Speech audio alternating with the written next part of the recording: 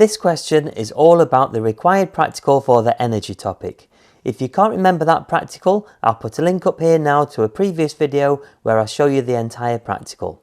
So question 1. The following results were obtained when different metals were added to copper sulfate. How can you tell it's an exothermic reaction? Well, we can tell that because the temperature increases. Question B. Calculate the mean for magnesium. So first of all, we need to spot that there's an anomaly, the one that's 19, so we ignore that when we're calculating the mean. So we use the two good results, 12 plus 13 is 25, and we just divide by 2 as we're only using 2 results. And that gives us 12.5, and it's in degrees C. Question C. Which metal is the most reactive out of the ones tested? Well, it's magnesium, and that's because it gives the biggest temperature increase. Staying with the same results table, what is the uncertainty for the zinc results? Well, first of all, uncertainty is the range divided by 2. So we have to work out the range for zinc, which is the highest number for zinc take away the lowest, so 8 take away 7 is 1, and then we divide that by 2, so that's 0.5 degrees C. How can you tell the results for iron and zinc are precise? That's because the results are close to the mean. If you're finding the video useful, please give it a like. Question 2. The following equipment was used to investigate the energy changes between different carbonates such as zinc carbonate and copper carbonate when they reacted with hydrochloric acid. They measured the temperature change each time, and we've got here a diagram of the equipment being used. Question A. What is the independent variable? We remember I for independent and I am going to change. So in this one, we changed the different carbonates, zinc carbonate and copper carbonate. Question B. What are the control variables? So the control variables are the things that you keep the same. Now please don't use the word amount because you don't get marks in an exam for using that word.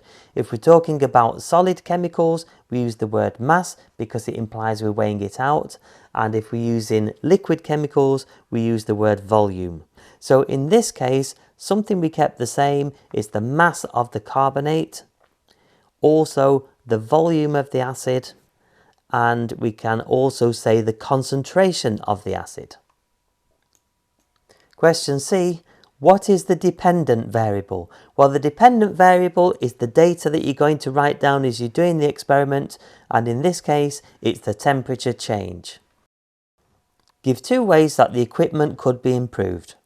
Well, both ways reduce heat loss to the surroundings, and the first thing we could do is put a lid on top, and then we could also use a polystyrene cup instead of a glass beaker.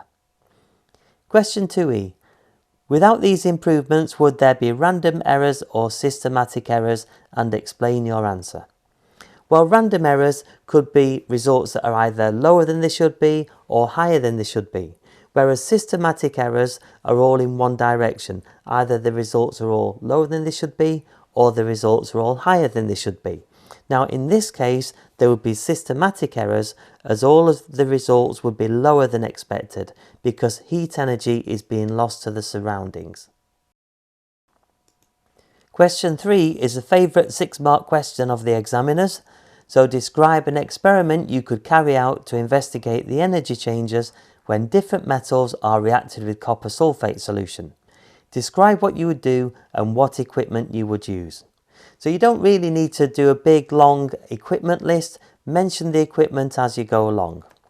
For example, we could start off by saying, use a measuring cylinder to put 50 centimeters cubed of copper sulfate into a polystyrene cup. Then we would say, measure the starting temperature with a thermometer. Use a balance to weigh out 1 gram of the first metal and add it to the copper sulfate. Then add a lid to the cup to reduce energy loss to the surroundings. Throughout the experiment, it's important to stir the reactants to ensure they fully react and heat is distributed evenly without any hot or cold spots.